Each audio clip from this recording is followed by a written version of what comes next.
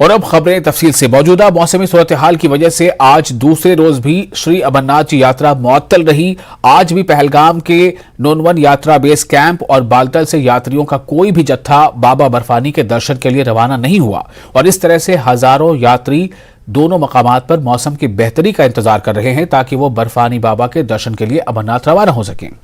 उधर MG top पर पोशपत्री व मुकद्दस गुफा के नजदीक ताजा बर्फबारी की वजह से बेस कैंप लौटने वाले यात्री भी मुख्तलिफ पड़ाव पर रुके हुए हैं। अगरचे बर्फबारी और बारिशों के बाद दर्जे हरारत में नुमायां गिरावट हुई है और यात्रियों को शदीद ठंड का भी सामना है, ताहम इसके बावजूद यात्रियों के जोश में कोई कमी नहीं दिख रही।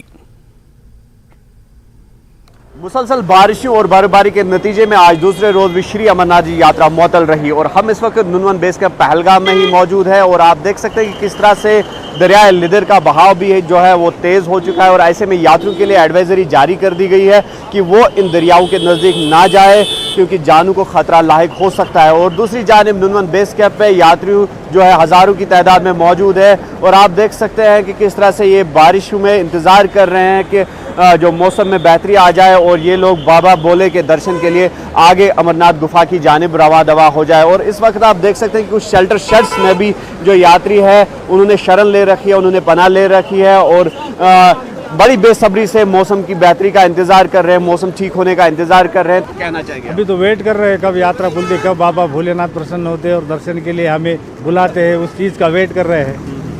बस अभी यही है, वेट करना है और इंतजार कर रहे हैं। उत्साह है, 2 दिन हो गए हम यहाँ रुके हुए, दर्शन करके ही जाएंगे। जब भी मौसम अच्छा होगा हम गुजरात बड़ौदा से आए हैं और बाबा के दर्शन करके जाएंगे। हमको उत्साह है, कोई निराशा नहीं है, उत्साह है, हम इंतजार कर रहे हैं। कोई निराशा नहीं, उत्साह है। तो आप बताइए। उत्साह तो यहाँ पे बहुत है। जब बहुत अच्छा लग रहा है। हम सोच रहे हैं कि जब भी यात्रा चालू हो जाए एकदम दर्शन करके ही जाएंगे।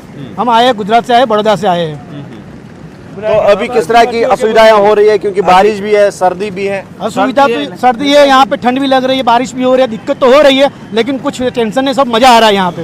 मैं वाराणसी से आया हूँ, काशी विश्वनाथ की नगरी से हम लोग हैं और यहाँ पे हम लोग 2 दिन से ऑलरेडी यहाँ पे फंसे हुए थे और अब यहाँ पे मौसम दरअसल वहाँ पे बारिश के चलते वहाँ पे शेषनाथ पे हमारे बंदे ऑलरेडी रुके हुए हैं 2 दिन से और फिर अभी यहाँ से पहलगाम से अभी रोक दिया गया है, कुछ समय के लिए रोका गया है क्योंकि अभी ऊपर से रेस्क्यू जब हो जाता है, रेस्क्यू के बाद अगर वो हम लोग मतलब वो सब वापस आते हैं तो फिर आगे के जत्थे को प्रसारित किया जाएगा। नाम है MP से। हम MP से। आप तो क्या कहना चाहेंगे? अभी मौसम खराब है और दर्शन नहीं हो पा रहे? नहीं, मौसम खराब है, मौसम अच्छा होगा और दर्शन करके ही हम लोग जाएंगे। हम में बहुत उत्साह है, भोले बाबा का दर्शन के बगैर हम लोग नहीं जाना चाहते हैं। तो कैसी सुविधाएं अभी प्राप्त हो रही है? अच्छी है, सरकार ने बहुत अच्छा प्रबंध किया हुआ है और जो भक्तों के लिए रुकने की बहुत अच्छी व्यवस्था की हुई है। और हम भी ऐसी आशा में बैठे हुए हैं कि हमारा भी बाबा के दर्शन हो जाए, बस इतनी हमारे बाबा के। यहाँ पर गवर्नमेंट की बहुत अच्छी व्यवस्था है, सरकार ने बहुत अच्छी सुविधा दे रखी है और यहाँ पर जो भंडारे जो चल रहे हैं वो भी बहुत अच्छी सुविधा दे रहे हैं और बहुत अच्छा मतलब प्रबंध कर रखा है। स्टेशन के लिए अब एक नया चैलेंज ये है कि मौसम की बेहतरी के बाद भी जो बर्फ हटाने का काम है वो शदुमत से जारी रहेगा और जल्द से जल्द ये कोशिश की जाएगी कि अमरनाथ ट्रैक को बहाल किया जाए। न्यूज़ 18 के लिए पहलगाम से। और अमरनाथ यात्रा मार्ग के पेस्सू टॉप के करीब भूस्खलन हुआ। फोर्सेस भूस्खलन को हटाने के काम में जुट गई हैं। सड़क को साफ किया जा रहा है और जल्द से जल्द रास्ता बहाल किए जाने की पूरी कोशिश भी हो रही है और उम्मीद भी जताई जा रही है। तस्वीरें आप देखिए, इन तस्वीरों को देखकर अंदाजा लगाया जा सकता है कि किस तरह से वहां पर लगातार काम चल रहा है सड़क को साफ करने का, जो कि अमरनाथ यात्रा मार्ग के पेस्सू टॉप के करीब का ये तस्वीरें हैं। भूस्खलन वहां पर हुआ है, यानी लैंडस्लाइडिंग हुई है। फोर्सेस जो है वो भूस्खलन को हटाने के काम में लगी हैं, सड़क को साफ किया जा रहा है और जल्द रास्ता बहाल किए जाने की आशा है। देश को कश्मीर से जोड़ने वाले राष्ट्रीय राजमार्ग पर यातायात प्रभावित हुआ है। ऐसा भारी बारिश के बाद T5 टनल के बाहर सड़क क्षतिग्रस्त होने से हुआ। रामबन से जायजा लिया हमारे संवाददाता ने। जम्मू कश्मीर से जोड़ने वाला राष्ट्रीय राजमार्ग रामबन के पास T5 टनल की जो बाहर सड़क थी वो रेत की तरह चिनाब दरिया में बह गई। ऐसे में जम्मू से कश्मीर और कश्मीर से जम्मू आने जाने वाली गाड़ियां जो है वो बंद हो गई हैं। लेकिन भारी बारिश और जो लैंडस्लाइड है उसके चलते राष्ट्रीय राजमार्ग में काफी जगह जो है रास्ते बंद हो गए। लेकिन ये इस वक्त की बड़ी खबर है कि T5 टनल के बाहर नई बनी सड़क जो है वो रेत की तरह चिनाब दरिया में बह गई। और त्राल के DDC member doctor Harbaksh Singh ने त्राल के कई इलाकों कंगुर और पथरी और पीरतकिया का दौरा करके कई अवामी वफूद के साथ मुलाकात की। इस दौरान नागबल से गुजरने वाले नाले का भी जायजा लिया। इन्होंने बताया कि वो नाला पर बांध की तामीर को लेकर मुताल्लिका महकमे के साथ बात करेंगे। ये पीरतकिया है, यहाँ का मुझे रह गया था तो यहाँ में आया, आज मैंने देखा यहाँ मस्जिद शरीफ है, इसका भी इशू था, और यहाँ जो कब्रिस्तान है उसकी भी फेंसिंग का खासकर इशू है। ये जो पानी यहाँ से आ रहा है तो इसका जो डाइवर्जन है बड़ा खतरनाक है। जब ये बहुत पानी आता है तो ये रोड पे आ जाता है। तो मैं इरिगेशन डिपार्टमेंट से बात करूंगा इस बारे में कि यहाँ थोड़ी सी सफाई की जाए इसकी। जो ही सफाई होगी इसको तो ये जो डाइवर्जन है, ये सैलाबी सूरत हाल जो यहाँ होती है उससे बच जाएगा।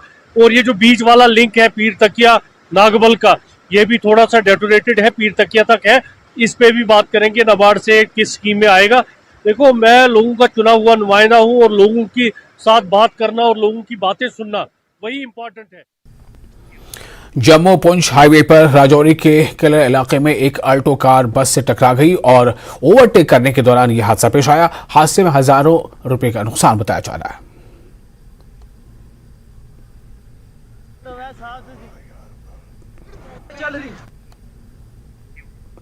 पुंछ जिले के भारत पाकिस्तान नियंत्रण रेखा पर स्थित पंचायत जलास और सलोत्री की तरफ से जिले की पहली सीडीएस परीक्षा पास करने वाली लड़की शगुन शर्मा को सम्मानित किया गया। इस उपलक्ष्य में पंचायतों की तरफ से गांव में एक सम्मान समारोह का आयोजन किया गया, जिसमें बड़ी संख्या में पंचायत प्रतिनिधियों, ग्रामीण क्षेत्र में तैनात सेना के अधिकारियों और पुलिस अधिकारियों ने हिस्सा लिया। आज मुझे अपने गांव की पंचायत जो इधर फंक्शन रखा हुआ था, इन सब ने मुझे सम्मानित किया, तो मुझे बड़ी खुशी हो रही है। मैं इनकी बड़ी शुक्रगुजार हूं कि इनने इतना मान सम्मान बढ़ाया मेरा, और मैं कामना करती हूं कि इस कार्यक्रम से को देख के यहां से और बच्चे प्रेरित होंगे और वो भी मेहनत करेंगे ताकि कल वो भी अपने गाँव का ऐसे नाम रोशन करें। और मैं कहना चाहती हूँ कि यहाँ थोड़ी जैसे गर्ल्स के लिए थोड़ा शाम के टाइम लड़कियों के लिए कुछ अरेंजमेंट ऐसा हो कि वो भी घर से निकल के शाम को स्पोर्ट्स अडॉप्ट करें, क्योंकि स्पोर्ट्स ऑलराउंड डेवलपमेंट के लिए बड़ा ज़रूरी है। और साथ ही में यहाँ के बच्चे पुंछ जाके लाइब्रेरी ज्वाइन करते हैं, तो मैं चाहूँगी कि यहाँ पर एक कम्युनिटी लाइब्रेरी ऑर्गेनाइज की जाए जहाँ पे बच्चे आके अपना फ्री टाइम में पढ़ाई कर सकें। आज जो बच्चों की जरूरत है वो मोबाइल और टीवी नहीं है, आज जो बच्चों की जरूरत है वो क्वालिफिकेशन है, और क्वालिफिकेशन में जो सर्टिफाइड होगा, जो अच्छी तरीके से नंबर लेगा, उसी की इज्जत होगी, उसी को मान सम्मान जो है पूरा गांव पूरा देश जो है वो बढ़ाएगा। आज इस बच्ची ने हमारे गांव का नाम और हमारे पूरे देश का नाम जो है रोने किया है। क्योंकि हमारे प्रधानमंत्री जी का एक सपना था कि बेटी पढ़ाओ बेटी बचाओ, और उसको आज जो है हमारे गांव में से इस शगुन शर्मा ने जो है शुरुआत की है, तो हम इसको बहुत बहुत मुबारकबाद देते हैं। बेसिकली जो हमारा जलास लोथरी का गांव था, एक टाइम ऐसा था यहाँ से हम माइग्रेट हुए। ये बच्ची के पेरेंट्स और बच्ची की माँ, बच्ची के बाप और पूरे समाज की एक यूनिटी की तरह से ये बच्ची आगे निकली है, और इस बच्ची ने हमारे गांव का नाम रोशन किया। जहाँ नेटवर्क होता था वहाँ जाना पड़ता था, कभी धूप में वहाँ पढ़ती थी, कभी छाँव में पढ़ती थी। इन्होंने बड़ी मेहनत से और बड़ी लगन से ये क्वालिफाई किया है सीडीएस का एग्ज़ाम। तो हम, हमारा देश, हमारा मुल्क, हमारा जलास, हमारा परिवार, हमारे सभी लोग हिंदू मुस्लिम सब इस खुशी पर बहुत ही निहायत ही खुश हैं। सांबा जिले में दिन प्रतिदिन बड़े चिट्टे के नशे को लेकर लोगों ने गहरी चिंता जताते हुए कहा है कि चिट्टे का नशा सांबा में फैलता ही जा रहा है और युवा पीढ़ी इस दलदल में फंसती जा रही है। लोगों ने कहा कि कुछ इलाकों से बड़ी आसानी से यह चिट्टा मिल रहा है, जिस पर पुलिस द्वारा कड़ी कार्रवाई करने की जरूरत है। हमारे सांबा डिस्ट्रिक्ट में इतना ज़्यादा चुका है, पुलिस, इसमें कोई शक नहीं कि पुलिस बहुत अच्छा काम कर रही है। जो एट प्रेजेंट जो काम हमारे एसएसपी हैं, जो एडिशनल एसपी जो हैं, लेकिन जब तक आप जो होलसेलर हैं इनके हैं, जब तक उनको नहीं अगर पकड़ेंगे हम, तब तक ये रुकने वाला नहीं। क्योंकि ये बच्चे हैं, ये छोटे बच्चे हैं, क्योंकि उनको ना अपनी ये पता होता है, ना अपनी लाइफ पता होता है, ना आगे अपने फ्यूचर का। वो जैसे वो ये इनके संरक्षण में आ जाते हैं और वो लग जाते हैं इसमें। लेकिन मेरी सांबा एडमिनिस्ट्रेशन से यही गुजारिश है कि इन पर खासकर जो ऊपरले डिस्ट्रीब्यूटर, होलसेलर डिस्ट्रीब्यूटर हैं, इन पर चेक किया जाए, तो आज हमारे नहीं तो बच्चे, जब हमारा जो है नशे की लत में ही आ चुका है सारा। कि ये इतना नशा जो हमारे डिस्ट्रिक्ट सांबा में मतलब गहरी सतह पर पहुंच गया है, तो जहाँ पे जो पहले जो हमारे एडमिनिस्ट्रेशन थी या पुलिस के लोग थे या और एजेंसी हैं जो वो क्या कर रही थी, वहाँ कोई कहाँ पे सोई हुई थी। अब हमारा पुलिस विभाग जो है वो बहुत सतर्क है, हम उसकी मतलब सराहना भी करना चाहते हैं, लेकिन सराहना तब तक हम पूरी तरीके से नहीं कर सकते जब तक कि वो जो इनके सप्लायर हैं, मतलब स्टेट लेवल के सप्लायर हैं या जहाँ से ये आता है उनके तक उनको अपनी गिरफ्त में ना ले लें। ये हमारे लिए एक बहुत ही मतलब एक भयभीत घटना है और एक बहुत ही संगीन मसला है हमारे लिए। ये हमारी इससे जो है सारी पीढ़ी खत्म हो जाएंगी। सांबा जिले में ये जो चिट्टा रूपी जहर बांटा जा रहा था, बेचा जा रहा था पैसे कमाने की गर्ज से, कुछ उसमें महिलाएं भी लिप्त थी और कुछ अन्य तस्कर थे। उसमें पुलिस ने लीगल कार्रवाई तो की ही की। उसमें बड़ी बड़ी जो सप्लायर्स थे, इंटरस्टेट स्मगलर्स थे, तस्कर थे और यहाँ से सप्लाई करते थे आगे, उन सबको लगभग 58 बड़ी तस्करों को अब तक पुलिस ने पकड़ा है, जिसमें महिलाएं भी थी और जो पूरे संभाग में युवाओं को बेचती थी ये, और रात के दौरान भी इस प्रकार का गुर्ख-धंधा करती थी। पुलिस ने उनको पकड़ लिया और कईयों को बुक किया है और उसमें पुलिस ने पिक्ट NDPS एक्ट के तहत भी कार्रवाई करके डिटेन भी किए कुछ लोग। मेंढर सब डिवीजन में स्थित कस्बे में भारी मात्रा में भांग के पौधे लगे हुए हैं, जिन्हें निष्क्रिय करने में पुलिस विभाग और प्रशासन नाकाम रहा है, जबकि भांग के पौधों को नशे के लिए युवा इस्तेमाल कर रहे हैं।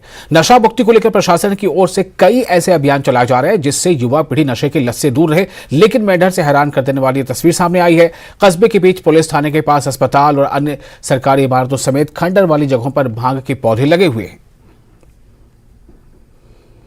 एक हर जगह मतलब ये उग जाती है और उसके बाद अगर इसको डिस्ट्रॉय ना किया जाए तो नौजवान इसको आसानी से जो है वो ले लेते हैं और उसका फिर आसानी से नशा बनाकर वो इस्तेमाल करते हैं। तो मैं आपके चैनल्स के माध्यम से जो है वो एडमिनिस्ट्रेशन को पुरजोर अपील करता हूं कि जहां जहां पर भी बंक्स हैं वो उनको डिस्ट्रॉय किया जाए, उनको तबाह किया जाए, उनको बर्बाद किया जाए, और जहां जहां पे ये हो रही है वहां ऐसा स्ट्रिक्ट जो है उनके खिलाफ एक्शंस भी आ जाए, ताकि जो है वो हमारी आने वाली नस्लें जो क्योंकि ऑलरेडी मुख्तलिफ ड्रग्स के ऊपर ऑलरेडी जो है वो इंजेक्शंस ले रहे हैं, वो टेबलेट्स ले रहे हैं, वो अफीम 400 और बहुत सारे जो है वो उनके लिए लोगों को मेहनत करनी पड़ती है। लेकिन भंग एक ऐसी नशा है जिसके लिए विदाउट मेहनत वो गए, पेड़ को तोड़ा और थोड़ा सा मसला और उसको थोड़ा सा जो उनको पता है तो उसके जरिए से वो बड़े आसानी तरीके से लोग इसका जो अवेल करके इसका जो है वो सेवन कर रहे हैं। तो मैं ये एडमिनिस्ट्रेशन से कहना चाहता हूं कि इसको डिस्ट्रॉय करें इमीडिएट जहां जहां कहीं पे भी है, और लोगों को भी ये कहना चाहता हूं कि जो एडमिनिस्ट्रेशन के नॉलेज में लाया जाए कि कहां कहां पर ये इसके पौधे पाए जाते हैं, तो उनको डिस्ट्रॉय करके ताकि जो इजिली अवेलेबल चीज मार्केट में हो रही है उससे बचा जाए। कि जो इन चीजों को नुकसान पहुंचाए और उनमें भंग है, चरस है या फिर इंसान की तैयार करदा जितनी चीज़ें हैं, इन सारी चीज़ों से बचना ये गोया पूरी इंसानी समाज की हमदर्दी है।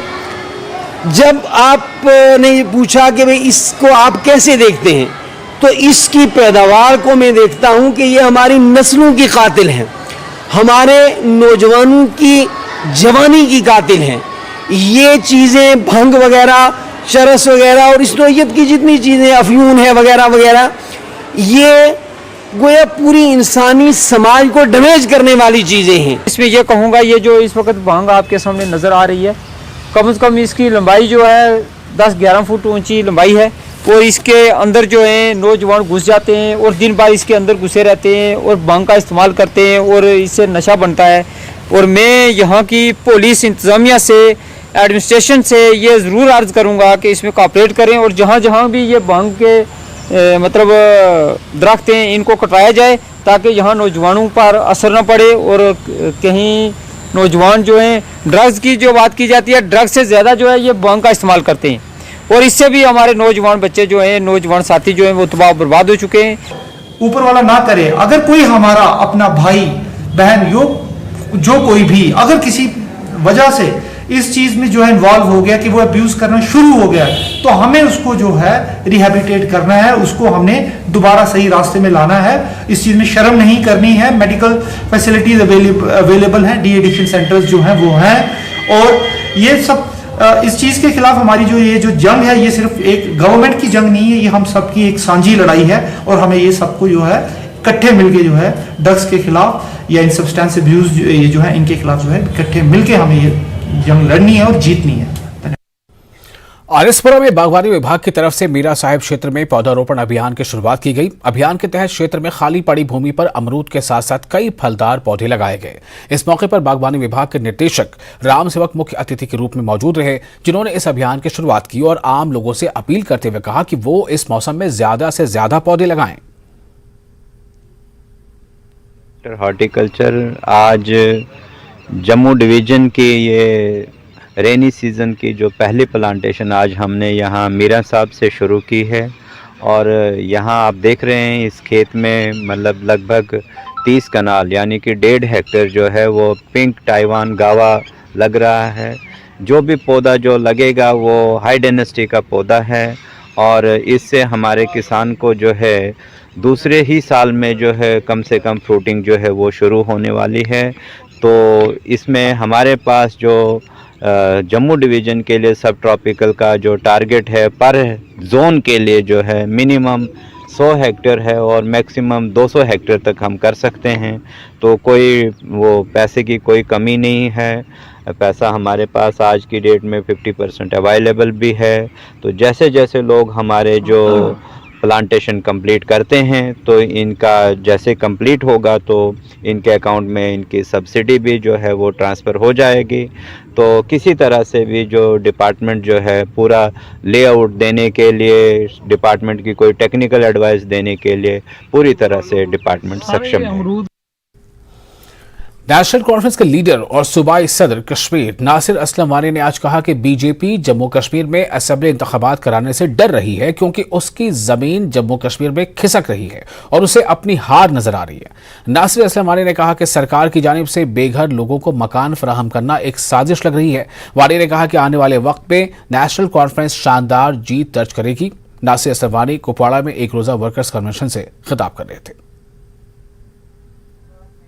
आज सुर्खियों में जो है एलजी रहे हैं कि एलजी इंतजामिया ने ऐलान किया कि बेघर लोगों को 5 मरले दिए जाएंगे। हर तरफ से जो है उसे तनकीद का निशाना बनाया जा रहा है। नेशनल कॉन्फ्रेंस की ने पहले ही स्टेटमेंट जारी किया है। नासिर असलम वानी क्या समझते हैं, क्या ये बेघर लोगों को दिया जा रहा है या इसके पीछे कोई बड़ी साजिश हो सकती है? देखें जनाब, जेन्युइन लोग बेघर लोगों को देना गवर्नमेंट की जो है फर्ज में शामिल है, लेकिन आज जो खदशात हैं वो इनकी मंशा को देख के है कि क्या ये जेन्युइन जो लोग यहाँ 2019 से पहले बस रहे थे, क्या ये उनके लिए है कि क्या इसकी आड़ में बाहर से लोगों को यहाँ बसाया जा रहा है।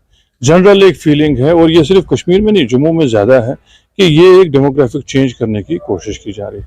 अगर मंशा वो है तो फिर हम इसके बिल्कुल खिलाफ है, लेकिन अगर जेन्युइनली ये उन गरीबों को कहो, क्योंकि है मकानियत की बड़ी प्रॉब्लम है, खासकर शहरी इलाकों में मकानियत की बड़ी दिक्कत है, उनको अगर इस स्कीम के दायरे में लाया जाए तो बहुत अच्छी बात है।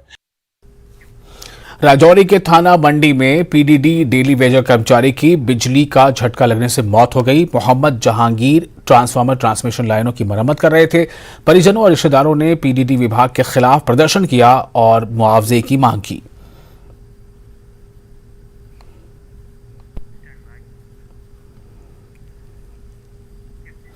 अररिया में राज्य कैंसर संस्थान द्वारा एक दिन के लिए पीएचसी में कैंसर स्क्रीनिंग शिविर लगाया गया, जिसमें क्षेत्र के लोगों को कैंसर जैसी घातक बीमारी के बारे में डॉक्टरों की टीम द्वारा जागरूक किया गया और हेल्थ वर्कर्स को भी इसके बारे में जानकारी दी गई। इस मौके पर जम्मू से आए डॉक्टरों की टीमों ने क्षेत्र के लोगों की जांच की और उन्हें मुफ्त में दवाइयां भी दी। NCD screening camp, non communicable diseases जो हमारी हैं उसके लिए स्क्रीनिंग कैंप हमने रखा है यहाँ पे, जिसमें हमें कोलैबोरेट कर रहे हैं मेडिकल कॉलेज जम्मू से और डायरेक्टरेट हेल्थ सर्विसेज से। तो टीमें वहाँ से भी यहाँ पे आई हैं। तो इसमें पर्टिकुलरली एक तो अवेयरनेस पब्लिक को दी गई है रिगार्डिंग कैंसर्स के बारे में कि कैंसर कैसे होता है, इसका ट्रीटमेंट क्या है, इसका जल्दी डिटेक्शन अर्ली डिटेक्शन कैसे की जा सकती है, उसके बाद इसका इलाज कैसे पॉसिबल है। उस सब के लिए आज एक जनरल स्क्रीनिंग कैंप है जिसमें oral cancer, cervical cancer, breast cancer और अदर जो कैंसर्स हैं उसके मतलब जो है स्क्रीनिंग भी है प्लस अवेयरनेस भी है। वार्षिक कैलाश यात्रा की व्यवस्था को अंतिम रूप देने के लिए डीसी डोडा विशेष पाल महाजन ने समीक्षा बैठक बुलाई। बैठक में पुलिस, सभी विभागों और धार्मिक निकायों ने शिरकत की। कैलाश यात्रा सितंबर के पहले सप्ताह से शुरू होगी। हम एक स्पेशल मीडिया कैंपेन चलाएंगे, लोगों को बताएंगे कि कैलाश का क्या महत्व है, वासुकी नाग जी की यात्रा का क्या महत्व है और क्यों ये इतनी इम्पोर्टेंट है, ना केवल हमारे लोगों के लिए बल्कि पूरे समाज के लोगों के लिए और पूरे देश के लोगों के लिए। और वो हम उनको रिक्वेस्ट करेंगे कि वो एक बार आए, यहाँ के इन्वायरमेंट का भी मजा लें और जो इस यात्रा का पुण्य है वो भी कमाएं। जम्मू कश्मीर बीजेपी के अध्यक्ष रविंद्र रैना ने शराब की दुकानें खोले जाने के खिलाफ पुंछ में हो रहे प्रदर्शन का समर्थन किया है। न्यूज 18 से एक्सक्लूसिव बात करते हुए रविंद्र रैना ने जम्मू कश्मीर में पूरे तौर से शराब पर पाबंदी की मांग उठाई। उन्होंने कहा कि एलजी मनोज सिन्हा को तुरंत पुंछ राजौरी के सीमावर्ती इलाकों में शराब की दुकानें बंद करने का आदेश देना चाहिए, क्योंकि सभी धर्मों के लोग इसके खिलाफ खड़े हो गए हैं। लगातार सुरनकोट के लोग एहतजाज कर रहे हैं कि वहां किसी भी कीमत पर वहां शराब की दुकान नहीं खुलना चाहिए।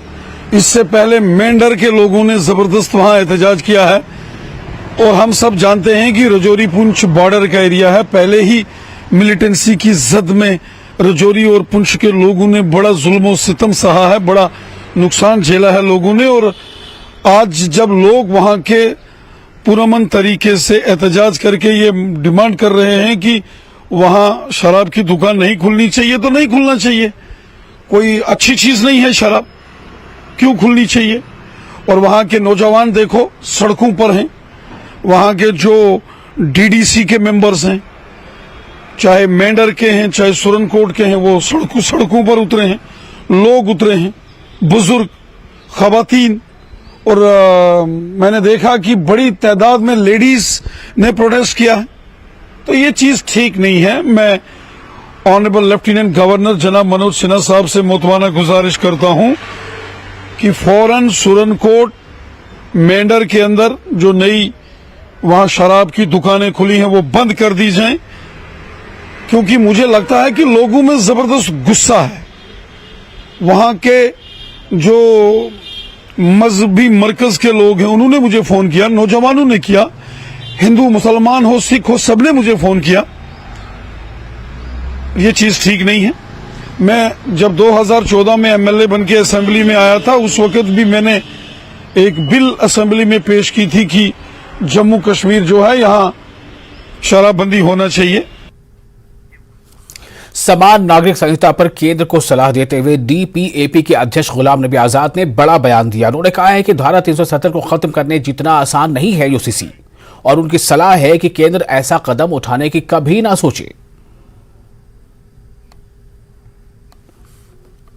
ये उतना आसान नहीं है जितना आर्टिकल 370 को खत्म करना था। इसमें सब मजहब हैं, न सिर्फ मुसलमान है बल्कि इसमें सिख हैं, ईसाई हैं, इसमें ट्राइबल हैं, इसमें जैन हैं, इसमें पारसी हैं।